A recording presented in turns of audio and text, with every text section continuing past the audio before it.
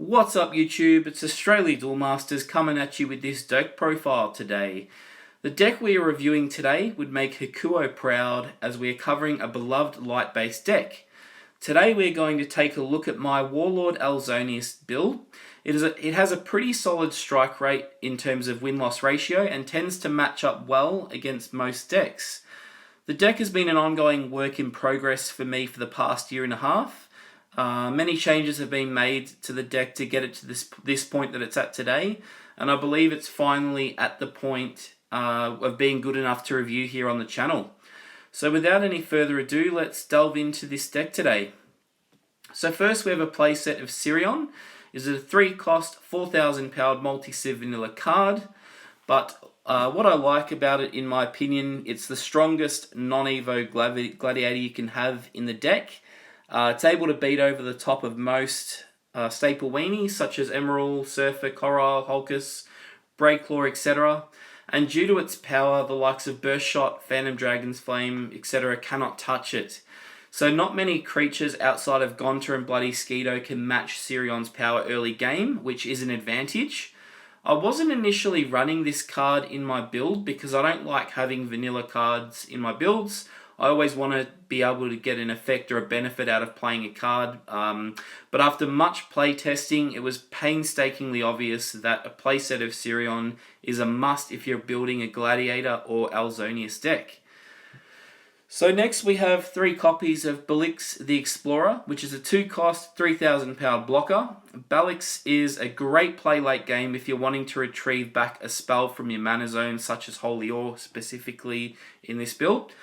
Interestingly though, this deck only runs 7 spells, so more often than not when you play Balix in the early game, your mana isn't going to take a hit or set you back a turn, because more often than not there won't be any spells in the mana zone to retrieve. We're then running 3 copies of Nasily the Explorer, which is a 3-cost, 4,000 power blocker.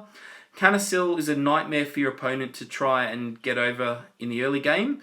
Unless they're running Gonta, not much can really worry Nasily.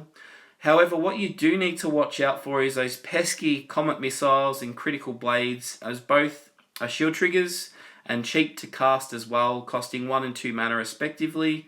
They can be very frustrating to deal with when you're trying to get your gladiators on the board to evolve Ailzonius onto.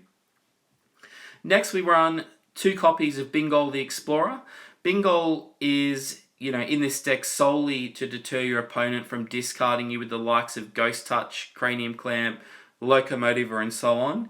So Bingol is a nice free hit for you in your hand and can help you combat discard heavy decks you may end up facing. We then run 4 copies of Colon the Oracle. Colon is in the deck purely because it is a shield trigger with the body, and also because of its tap ability. It enables the likes of Sirion and Nasily to take out your opponent's creatures. So it's a nice luxury being able to control your opponent's board if possible. We then run 3 copies of Holy Ore.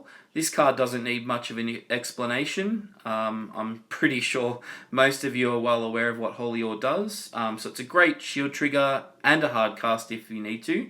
So we're running Emerald in this deck too, so shield manipulation can be achieved. Next we have 4 copies of Warlord Ailzonius. The reason why we run 4 copies is because we want to ensure that we're hitting every possible chance that we draw Ailzonius as often as we can. The way that I've set this deck up through multiple months of playtesting, I've found that running 4 copies ensures I almost always end up with double Ailzonius on the field to end the game. Once the first one hits the battle zone, it's very hard for your opponent to deal with, but when the second one hits the battle zone, it is impossible to deal with. So Ailzonius' ability that it cannot be targeted takes a leaf out of Petrova's book. It means the likes of, Terror Pit, Apocalypse Vice, Surfer do not work on Ailzonius. It is practically immovable, and the only creature that can really destroy it consistently that I've found is Bazagazil Dragon.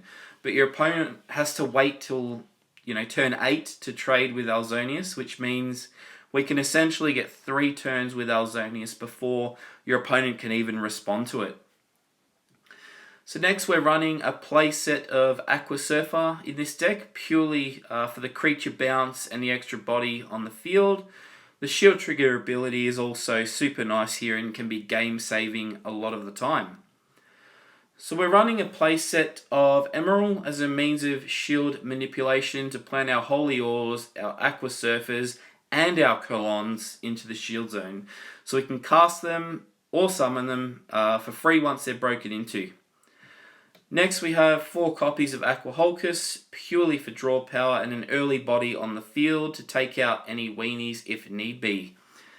We then have 2 copies of Energy Stream as an extra means of draw power. Given the 4 Hulkus, I feel that 2 Stream is more than sufficient, and in months of playtesting, draw power has actually never been an issue at all.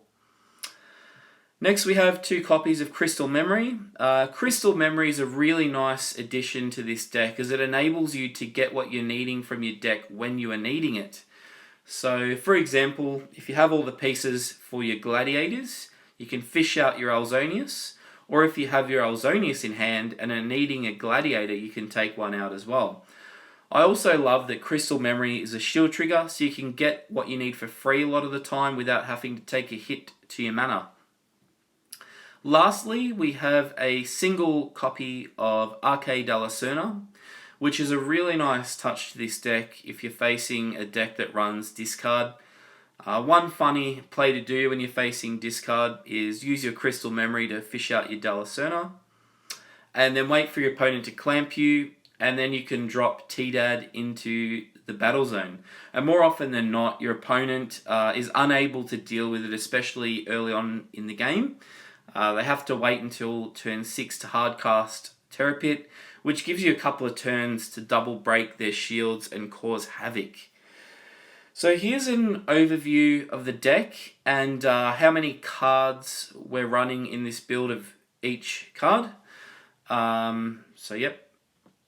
We've now reached the game plan part of the video. So this is where we're going to go through and explain the deck mechanics turn by turn and what you want to be doing with this deck at what stage.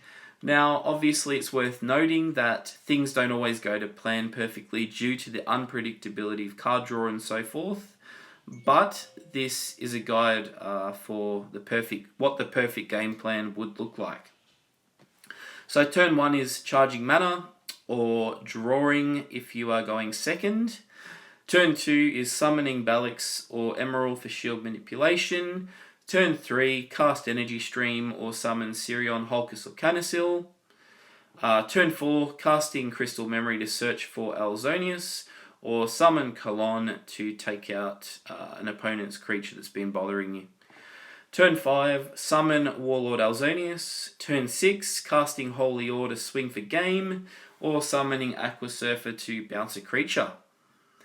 So we'll now just review some cards that can be used as a substitute if you'd like to change anything from the build. These are some suggestions you could consider. Now pretty much all these cards have been in my build at one stage or another but did not work out for me. However, you may prefer these in your build. The first card is Balmol the Explorer. So Balmol is a 2-cost, 3,500 power blocker.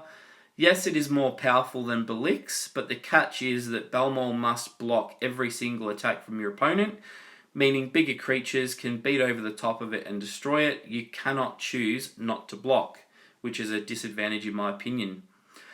The second card is Betrayal the Explorer.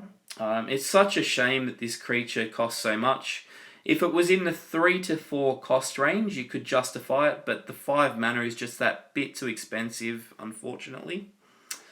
What I love about Betrayal is its effect that at the end of your turn it untaps, which means your opponent's creatures cannot destroy it unless they have the ability to attack untapped creatures, which not many creatures in the TCG can do. The third card is Aqua Skydiver. So this card can be used in a lot of fun ways given its shield trigger ability.